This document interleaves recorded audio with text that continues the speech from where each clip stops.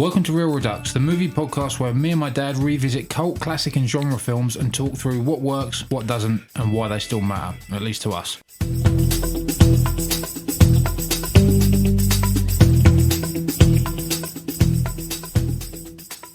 Okay, so would you like to tell everyone what we're reviewing this week? Certainly, yes. So we're into the British crime film now, and this film is I'll Sleep When I'm Dead, 2003, directed by Mike Hodges. It's his last film, in fact. It is. The film bears a striking similarity to Hodges' directorial debut, the classic, one of my all-time top 5 movies, 1970 crime drama Get Carter. A wonderful film. I love it. Can't see it enough. Must have seen it, I don't know, 30 times. Yeah. Stars Clive Owen, Charlotte Rampling, Jonathan Rhys-Meyers, Malcolm McDowell, and a chap called Jamie Foreman, who I'll talk about later. Yeah, strong cast. Yeah, Strong British cast. Strong movie. Yeah, strong movie. Mike Hodges interestingly chose to start and end his career with a gangster coming home to avenge his brother. Yeah. Very similar. I'm reluctant to compare them because obviously, much like you, Get Carter is on such a pedestal.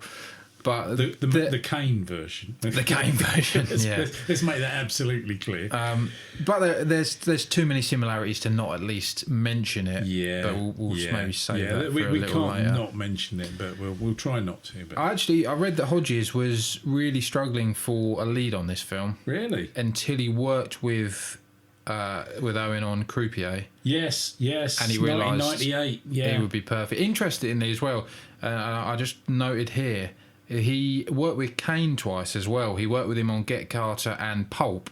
Yes, Pulp. That's an interesting movie. It's an interesting movie, but it's interesting that both times he's gone back. Yeah. But with quite a different role for his lead. Yeah, but the brother dies in mysterious circumstances in both movies, though, doesn't he? In this one, so there is definitely a thread going through there, especially with the seedy undercurrent as well of his niece and the movies, and there's some unpleasant characters, some really unpleasant characters, and some very hard-edged people. I think in this he's trying to reinvent the genre again, like he did with Get Carter. I think he really likes that bleak, gritty, grimy. This is dark. what at the time was like the contemporary version, right? Exactly, it's a reprise of Carter, isn't it? Let's be in honest. London, bleaker.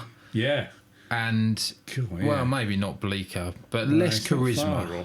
Less charisma. Yeah, I agree. I mean, and let's face it, it's Owen is a very sort of brooding, very sort of quiet, quietly spoken man of few words. In fact, can't make my mind up on his performance in this. No, I don't know if I loved overcooked it or I don't. Yeah, I can't decide whether he overcooked it, he undercooked it. I think that's the criticism of the movie. He's too disinterested. People can't decide if he's actually engaged enough in it. And I really struggle with that.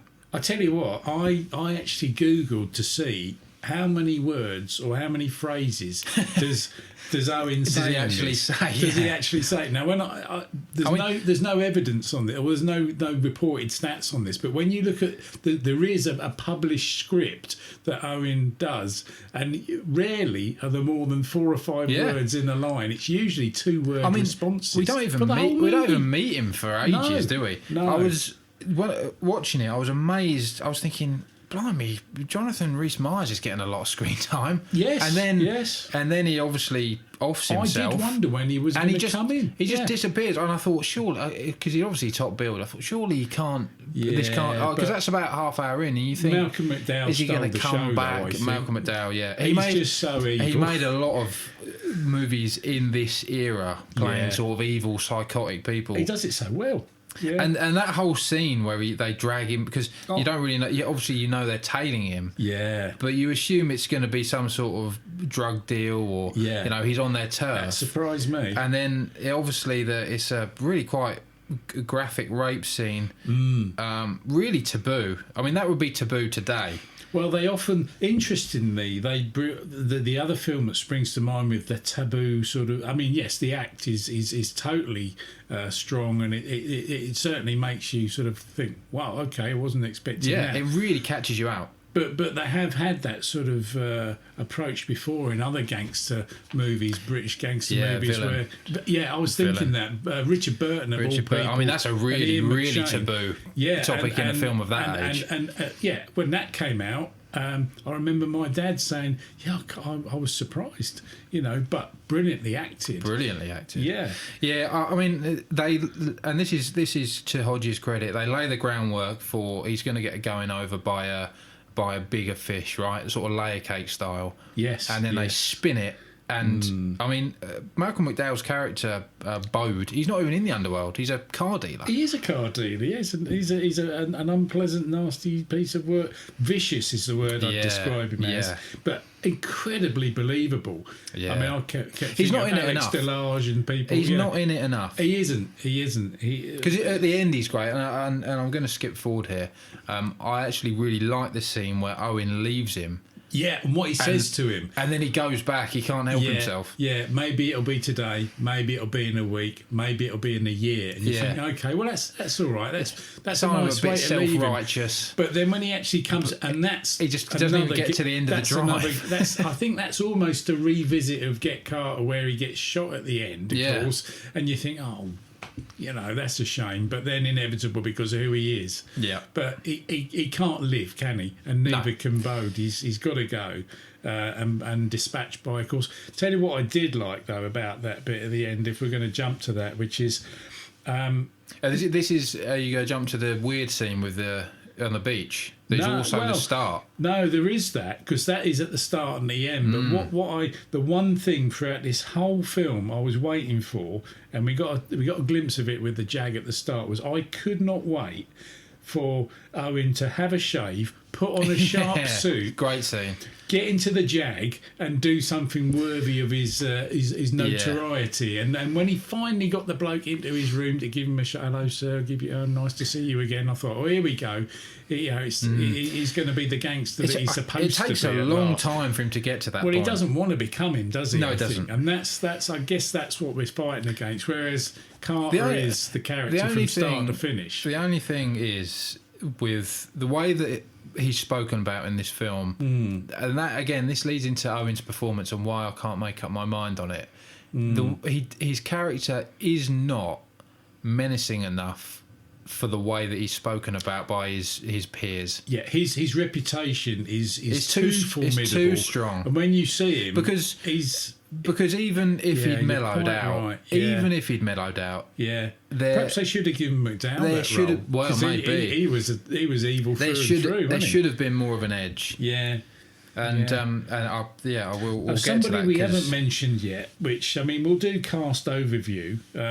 I think that's always we always like to talk about. And we've talked a lot about the main players here, but there's a chap in this called Jamie Foreman. Yeah. Now, Jamie Foreman actually is the son of a notorious 1960s gangster, Freddie Foreman, and Jamie plays the character of Mixer.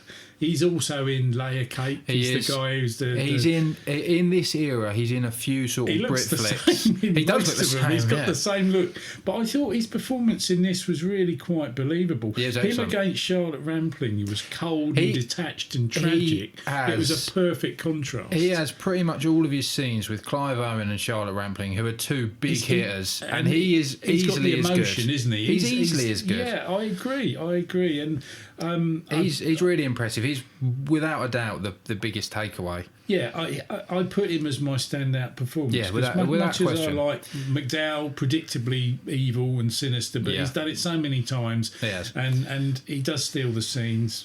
But Foreman, I thought, was really, it was a breath of fresh air to see somebody. It's a really interesting performance. And until Clive Owen got himself shaved and sorted himself out, his character didn't. I didn't. He's a very slow burn, wasn't it? Really slow burn. He's almost too out of it. If he'd have got killed in like 3/4 of the way in, you'd have thought. Okay. And it was a little bit of a reach for him. Suddenly, he stopped writing letters. He stopped contacting, and suddenly he rings his brother. Yeah. Oh no, he has almost like a premonition, doesn't he? Yeah, he does. It's a little bit sloppy writing for my liking. I don't know how else you'd get him back, but it just felt like a bit of a reach. Well, I mean, when he gets back to London, it's sort of okay. Tell you what I did like about it, which I thought was really stylish, was the jazz theme throughout it, because Rhys Meyers obviously likes jazz. There's a jazz theme running through. Really interesting atmospheric tool, I thought. The jazz, or the music, really created menace, because it can be a little bit difficult to listen to. I mean, I'm not a big fan of some of it, but it can put you on edge, and it works. And if you use, whoever used the music, I mean, the music in Get Carter, obviously Roy Budd, you know, iconic, and they've used music again to all the way through to paint an atmosphere, and it's a dark one. It is. It's a very dark film, and it's menacing, but it works, film. and it supports it well, because I don't think, other than no soundtrack at all, this film would have struggled to have any sort of musical. And the sort of the London jazz scene, I think that really London jazz gangster menace. Yeah, it captures that well. I sort of, you know, run shadowy down clubs and dangerous, wasn't it? Yeah, you know? Yeah. No, I like that. I thought that was I think deliberately done, because you don't get many films where the music becomes a sort of a talking point. No. And I actually started Googling some of the music to see what it was. Oh, this is interesting. I wonder what this is, you know. And there was a few references on the walls. There were pictures of, I don't know, Charlie Parker or something like that. And so they obviously wanted to carry that right through the whole film. Every scene had a different jazz mood going on, and I thought that was a nice touch, and it kept it interesting. Yeah, I think what is probably quite a weak script is helped a there lot. Much of a story, was there? No, and it's helped purely by Hodges' good direction and strong choices, and a bit of shock value, and as a bit well, of shock value, you know, because you want him to get his comeuppance, because he's such a horrible piece of work. But it does very much fall in that, again, that sort of late 90s, early 2000s period where they were giving us these sort of non-event stories. Yeah, where it's all a little bit. It's all corruption, you know, and there is a sophistication to it, though. I think. There is. And I keep going back to the music, but it's sophisticated. It's sort of atonal. But I think that's Hodges trying to reinvent the genre again, like he did. You know, Get Carter is such an inspiration for so many filmmakers. I think he's gone back to the well and gone, right, let's do the contemporary version at the time. But Owen's no Michael Caine, is he? That's I think that is the biggest. Much as I like him, I like him. Children as well. of Men, brilliant. Ironically, Michael Caine's in that. He is, and two completely opposing characters. But he's better in that. That's the problem. But then he come on a long way, I suppose. And that's the problem with such a similar story. I mean, this is 2003. I don't know Clive Owen's sort of thing. He'd obviously done Croupier, which is probably that's where he got the break That's his big break, right? Yeah. He is a funny one because he appears in a lot of films from 99 to about 2004-05. And I think he's still active, but I couldn't tell you anything he's been in the last 20 years. No, the thing... he's got a very unique look as well. Yeah, there's a couple of movies I've watched recently with him. I'm just thinking what it were. But certainly Children of Men is the one that stands out. It's probably his best. And that's quite a gritty sort of dystopian type of thing. Yeah, and that's what sort of frustrated me. I feel like he's got the range to play this better than he did. He obviously made a decision to play it this way, which is fine. Maybe Hodges wanted him to do it that way. I think he probably did. But almost it didn't anti-hero. I just don't think it worked for me. Maybe on a second viewing it'd be better. But I couldn't help thinking, and the thing that annoyed me was he could have clearly been such a better character. Yeah, he could have been such a better gangster with more menace. A little bit more padding on the character. The character didn't want to put on the overcoat of who he was before. No, you know, and but it's a shame. even that would have worked, leaving it so late. But you need to pad it out with some second-hand stories about what he did in the past, because we didn't know how bad he was. We just had to guess it was pretty bad. Yeah, but, I mean, how bad? Exactly. Yeah, it didn't seem that bad to me. And then he cleared off and grew his hair long. And I mean, we've not even touched on the sort of adversary character. Yeah, that again, he's a little bit half cooked. Yeah. That whole fully formed, is it? Yeah, it's being driven around in the car, trying to be a bit menacing. He just doesn't convince for me. No, no. Is that Ken Stott? Isn't it? It is. I think it is. Yeah. Yeah. And he just looks like a travelling salesman, or or an accountant, or an accountant. Yeah. He doesn't. I know the idea behind that sort of like kingpin figure. Yeah, that's what they're going for, right? Yeah, but it's not. He's got a nice coat on in a nice car with a cigar and a brandy and all that, and ultimately he just says something and it happens, and all his henchmen run around. But he didn't. I think Ken Stott is a great actor, and in the right role, he's really, really good and gritty and believable. But he just didn't seem like he should be running the show. No, he was again McDowell. Capable of anything. Yeah, that's the thing, isn't it? They got him on board, and he's just so underutilised. That's my biggest takeaway. Maybe it's his choice though, because after doing Clockwork Orange, I mean, you can't get a lot badder than that, can you? I suppose. No. Well, I mean, we'll get to it in my comparisons, but interesting. There's a film that is very like this, where he plays a much bigger part and he's much better. Okay. I mean, what do we think? We've done the cast overview there, and general chats and dislikes. I mean, as I say, I like the musical theme going through, and I kept thinking, Get Carter. I fancy watching that again. Again, a bit like last week's Magnificent Seven. This isn't a direct remake, but it just makes you want to watch Get Carter, really. Yeah, but then part of what we do is we explore films that touch the nerve of. I think people who are exploring a a version of a classic. I mean, I think that's it. Let's face it, you can't remake Get Carter. No, you can't. You can, but you just can't make it. But I'm not even going to talk about that. But that's what they're, I think, attempting here, is to get that lightning in a bottle again. With a totally different approach, but Mike Hodges likes making films like this. He's got his fingerprints all over it. Yeah. It looks. If you didn't know he directed it, you would guess it. Yeah, you would. There's nothing else quite like it, actually. No, and this is obviously quite unique. This is right in the Brit flick, Guy Ritchie sort of early era. That's true. Yeah. When British gangster films were really. Sort of the big before ticket. We get on to comparisons then, standout performance, I'm going to go out there and say, much as he wasn't the main billing, and much as there were stronger performances in there, my favourite performance in that was Jamie Foreman. Yeah, I agree. I really liked his character. I would say he's only second to McDowell, really. I agree. If that. Yeah. You can make a strong case for him being the biggest. And I liked Owen when he put his suit in the Jag on, and that was it for me. Yeah. But other than that, Jamie was the man. So pairings, this will be interesting, I think, because there's all sorts of different directions you can get with this. So I'll let you give yours first, because I'm hoping they'll differ to mine. Yeah, well, the obvious one is Get Carter, right? Yeah, that's the granddaddy. That's the gimme. Yeah. The other one I've got. This is a Malcolm McDowell film, a film called Gangster Number One. Oh yeah. Do you know, I was going to write that down. But I didn't. Is the McDowell we should have had here? I totally agree. Because that is an evil film. I remember, it's a film for production. I remember recommending it to. I was at work a few years ago, and there were these. I worked with a few lads, and they said, "Oh, we love gangster movies. Have you got any good recommendations?"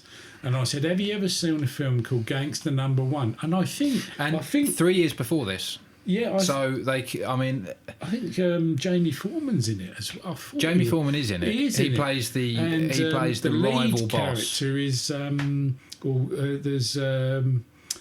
who's the lead? Who's the lead?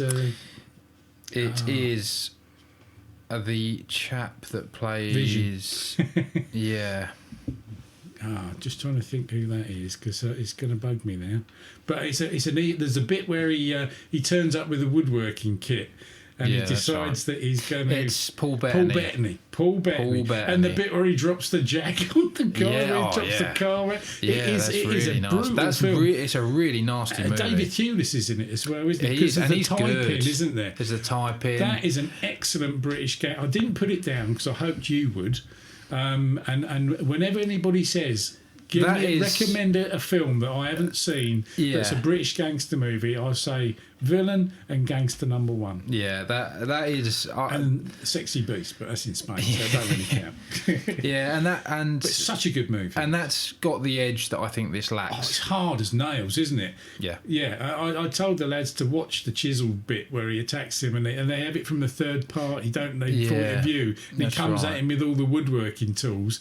And they were shocked. I can't believe you watched that. That is an evil movie. It's tough. Well, and I like the ascendancy thing as well, and the time frame, and the look of it, and the suits. Yeah, it's proper British gangster movie. It is, and it's classic. And I think underrated. And even the poorer British gangster movies. Yeah.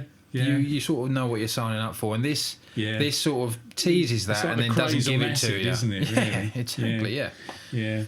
Yeah.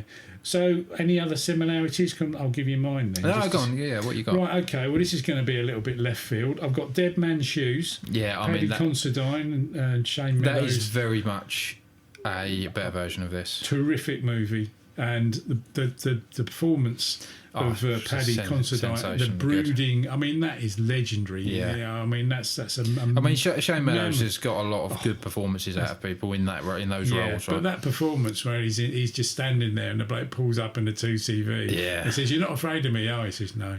It's just 100% believable. Yeah. So that's one of mine. Get Carter, obviously. Yeah. Harry Brown.